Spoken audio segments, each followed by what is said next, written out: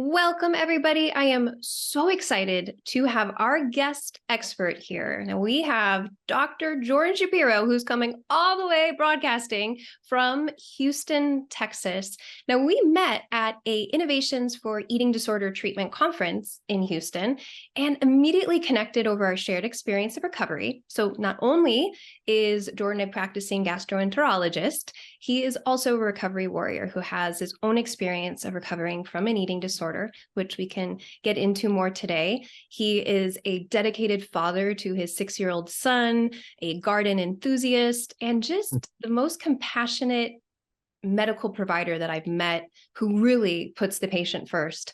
A lot of times people say that, but he truly does care so much about each and every one of his patients. So today we all get to pick the brain of an amazing doctor.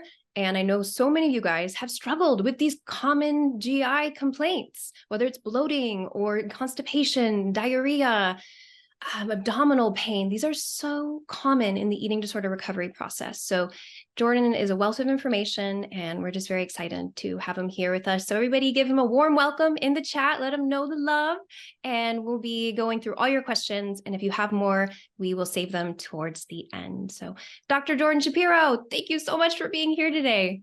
Thank you for having me. I'm so excited, and it's an area of passion of mine, and love to help. So thank you. You are very passionate about it. I can tell.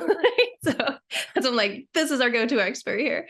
So just like for a broad general overview, like what is the GI system? So when we're talking about GI complaints or, gut health, what is the GI system? It's a great question. So I think about it like the tube. So there's a tube that runs from our mouth to our anus at the other end.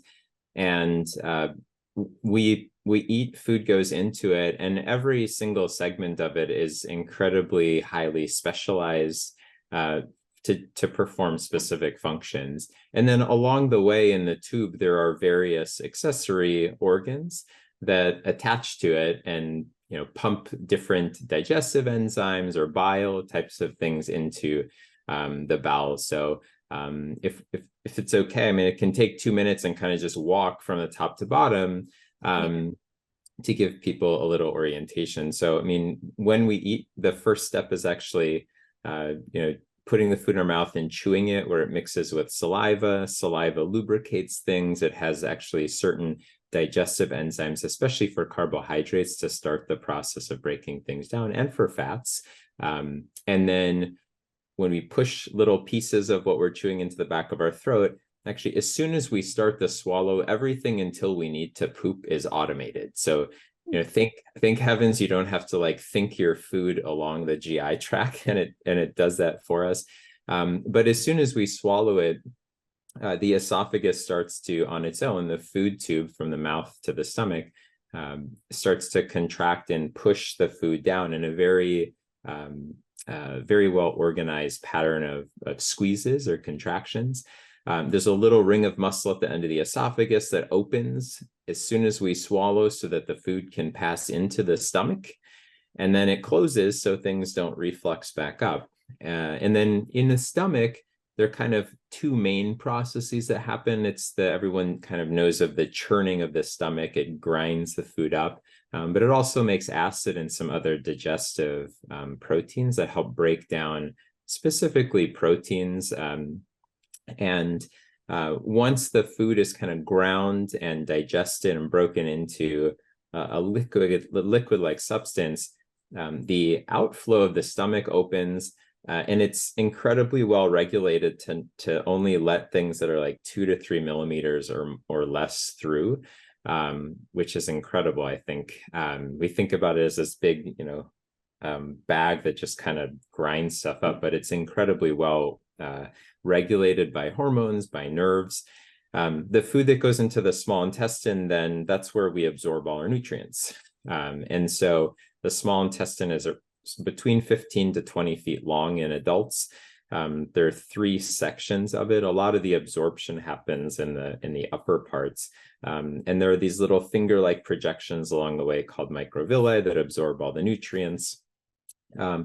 in the beginning part of that, just past the stomach, there's a very important opening where bile from the liver drains from the bile ducts into the intestine, and the pancreas puts digestive enzymes into the bile. The digestive enzymes break down fats, proteins, carbohydrates. Bile is like a detergent. So, and that can have some relevance for some of the disorders we'll talk about later. But bile, if you think about like a washing, everyone's favorite thing, laundry and washing dishes. But if you think about washing a pan with grease on it, if you just use water, you'll be there all day scrubbing it. But if you use some detergent, it breaks it into little tiny fat globules and it lets it scrub off. So bile does the same thing for us. It helps to break or emulsify fat into little droplets so that we can actually absorb it. The gallbladder is attached to the bile ducts that come out of the liver. Helps store a little bit of extra in case we have a bit, higher fat meals, so we have a little reserve. And all that, again, is just incredibly synchronized and orchestrated to help us digest our food. Passes through the small intestine. Along the way, nutrients are taken out. There's a lot of fluid that's secreted and then reabsorbed. And then it gets to the colon, which is about 4 feet long in most adults. It's much larger caliber along the colon. As things move towards the end, the rectum and the anus, water gets absorbed. So, in a normal setting, we have fairly solid formed stool. And then once it gets to the end, there's a very incredible set of reflexes where this rectum stretches with stool. We feel the urge to go. And there are little sphincters down there that kind of relax so that we can pass a stool. And we have control over the one at the very bottom, where if you squeeze like around the anal area, right now sitting here, you have some control, but the whole urge to go and the relaxation of everything else down there to get ready to pass a stool is automated. And then fortunately, we have control over the final say so that we don't walk around pooping on ourselves. So that's kind of a quick run through, like passage through the GI tract, and I think helpful just because we'll talk about how some of those normal things become abnormal with disordered eating. And there's so many organs involved though. So if one, like, we're not meeting certain nutritional needs or like even macronutrients, right? Like that could disturb the whole balance. It seems like it's very well orchestrated how everything works together in sync. Absolutely. Yeah, it's amazing. I mean, and there's a very interesting quote from a colorectal surgeon once who said, we always think about our hands as these exquisitely sensitive, parts of our body where we can distinguish different textures. But they said, if you think about like the anal rectal canal, I mean, it can usually distinguish, is this urge that I'm getting, is it solid? Is it liquid? Is it gas? So that we know what's passing. And while it's kind of goofy to think about, it is pretty incredible that what we usually think of as just this tube has so many specialized functions. Yeah. So when we look at like the different subtypes of eating disorders, and let's just for today focus on, anorexia, restriction, bulimia with purging behaviors, and in binge eating, do you see differences that arise for people who have different types of eating disorders and the impacts of that on the GI system? Sure. Yeah, I think, by far the most common types of disorders that we see are what we often call either motility disorders, where the nerves and muscles become, the function becomes abnormal. So things either move too quickly through, move too slowly through parts of the GI tract, or that there's increased sensation where things are hurting without a clear structural cause. We'll talk a lot about those because those include things often like gastroparesis, where the stomach empties slowly, irritable bowel syndrome like symptoms, which is pain and either diarrhea or constipation or both. And then there are also structural things that can happen, and those are things that probably are a little bit more specific to like purging. For instance, we see patients who get little tears in the end of the esophagus called Mallory-Weiss tears, where they may see some blood come up with vomiting. a more serious injury to the esophagus called Boerhaave syndrome, which is just, it's literally a rupture of the esophagus, which is a surgical emergency. Sometimes we'll see, acid reflux like changes where there are ulcerations in the end of the esophagus. But a lot of the things that we see, the most common symptoms, don't actually have a structural abnormality that you'd see either during like an endoscopy from above or a colonoscopy or a CAT scan. So I mean, I think that those disorders where the nerves get impacted and either sensation or movement is abnormal are much more common than structural things. And then, the other group of disorders that are changes that we'll sometimes see are kind of related more to the microbiome. And we don't have a terribly a good way of testing that accurately to say, it started at point A and it got to point B, but there's a lot of research going on about the bacteria in our gut and how those change from normal to abnormal states, and the impact of fasting, the impact or restrictive eating, the impact of over exercising, for instance, can change those. We just don't yet have science to identify like the exact pattern to be able to change it. So, but think about most common thing are kind of changes in the nerves, which is either sensation or movement, too fast, too slow, changes in the microbiome, which often manifests as bloating, gas, distension, which are very common issues in patients, individuals with eating disorders. And then the least common, or I think what a lot of patients fear the most is, I mean, I can remember like when I was in active eating disorder and purging, I mean, I can remember just having that fear, like, is this the time that's going to like irreparably destroy my esophagus? And I think that those, like the combination of shame and fear actually keep a lot of people from seeking care, because even though the most common things can cause a lot of distress and symptoms, most of them are not actually like irreversible, irreparable, like permanent damage to the GI tract, which is important for people to know, because I think we tend to kind of catastrophize and think, gosh, those things can happen. But I think that combination of just shame and fear and all those things, a lot of people we just keep going and we're like, well, I've made it this far, and so hopefully this next time isn't the one. So the way I see it, when you're saying this, like structurally, if I understand that structurally, you mean like the tube is like all good, but it's almost like it's the motility and the sensations. But I kind of get this sense like tube, like a car, if we were to like keep riding without changing the oil every time, we're like, is this the time the check engine light's on? Like, is this the time I'm gonna it's the check engine light's on, your motility's having an issue, it's either too fast or too slow, or the sensations are being. Would the sensations be lost or like over? Is it both like a hyper sensation or it's often increased? So pain, feeling distension at amounts of actual like gas in the bowel they're not that abnormal. It's just we feel them at lower thresholds. And the motility stuff, I mean, examples just to kind of map it onto like, well, what would I feel? So I mean, swallowing and feeling like food gets stuck as it's passing down.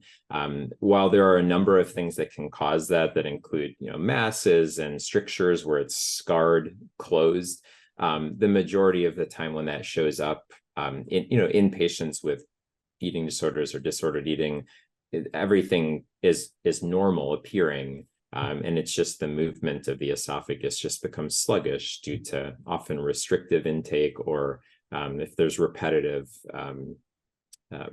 purging, then sometimes that can just kind of impact the nerves. And we see that in other things too. If somebody gets a stomach bug, and they're vomiting and having diarrhea, even if they don't have an eating sort of baseline, sometimes that just sort of stuns the system for a period of days or weeks or even occasionally longer. But usually they will recover. And so we'll talk more about, I know in some of the later questions, about the prognosis for things getting better with recovery is actually usually very good. And so, I think about it. I mean, it's different, but it kind of, a lot of the end symptoms are very similar to what we see in patients who might get a stomach bug and just not get better afterwards for longer. That's good for people to hear, because I know that was a question that came up, like, what are the long-term consequences of this? So like in the moment, it feels like this is forever, but the Mm-hmm. body is able to heal itself. It is able to repair, increase motility or decrease motility Yeah. and the sensation. Yeah, it's incredibly resilient. I mean, even the microbiome and the bacteria, like taking an antibiotic or doing a colonoscopy and drinking all the laxative to flush things out. I mean, in the week or two afterwards, there's complete disarray of normal bacteria and it looks horrible.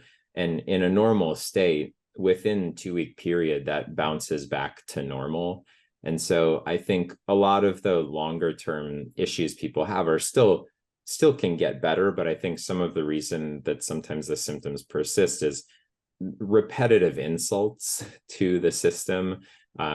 Even though it's pretty resilient with, one or two insults, I think when it's repetitive, there is a potential that those changes can be longer lasting, but still, even with that, like the majority of patients get a lot better with recovery. And do you think that is like, I've always, and I could be, this is non-medical the way I see it, but just like that we have to earn our body's trust back, because I always kind of see if you're like restricting so much, the body's like, I'm going to go in like low maintenance mode. I'm not going to do anything. Like I'm going to like check out, and then that's Yeah, why like, why aren't you moving? It's like, well, like you're not, you haven't sure. really like checked in. So anyways, I know that's a very simplified way of looking at it, but when I people love do it. start giving themselves more regular feeding, more adequate nutrition, the body does start to like jump on board with time when it earns trust back. Absolutely. I think that the two most common symptoms, which are often overlapping, we see that with our patients who get slowed emptying of the stomach called gastroparesis, and an overlapping syndrome called functional dyspepsia, which is that like often I eat and I take 2 bites and I'm stuffed. And I know I need to eat more, but I can't. And so that's actually loss of a nerve reflex that we all have at baseline called the accommodation reflex. So I always tell my patients, if you think about like an accommodating family member or friend, like if you're driving through town and you need a place to stay and you call them, like they will make room for you. Our stomach actually in a normal state does that. As soon as food is coming down the food tube, the esophagus, even before it hits the stomach, the upper part of the stomach actually expands to make room for it. And that can get lost in, especially in restrictive types of eating disorders. And so that does recover with recovery. And there's actually a medication sometimes that can help just be a little nudge to be able to tolerate that. And so we see that with and without actual objective signs that the stomach isn't fully emptying normal, but they often go together, can be seen even if the stomach empties normal, that people are just like, I don't feel nauseous, I'm not vomiting, I take 2 bites and I'm uncomfortable. Wow, that's so fascinating, because I know it's such a common experience with people who are recovering from restriction. So Yeah, literally they could just say like, I have to learn how to accommodate. I can accommodate more food. Right now, we kind of lost that a connection to be able to yeah, accommodate more. yeah. So but is it then to not stop and be like, well, it doesn't work for me. It is about to start to gradually Yeah, increase that accommodation through regular eating. yeah, it isn't just to know that they're not causing, we often associate symptoms with especially pain and discomfort with evolutionarily, like there's a threat to me, like, pain, stay away from pain. And in this case, I think just understanding that they're not causing damage or harm, it's a little uncomfortable. There are some medicines that can help with the pain piece. There's a medicine called, buspirone that is off label, has been studied for just the loss of that accommodation reflex, not specifically studied in patients with eating disorders, but and it actually it can help, and I've used it in quite a few patients successfully just to get over the hump until they're able to tolerate enough and recover. So I know in a lot of medical talks, it's like you have to be very explicit. This is an off-label use of a medication, but it is a medicine that there's some research for, and it's kind of a niche thing, but it is it can be really, really helpful just as to throw out a tip to talk to doctors about if people And are it's, struggling. well, it's just so helpful too to know like this is to be expected, you know, like this is normal, this accommodation reflex or, you know, lack of it, it's normal to have that and to push through it. Yeah.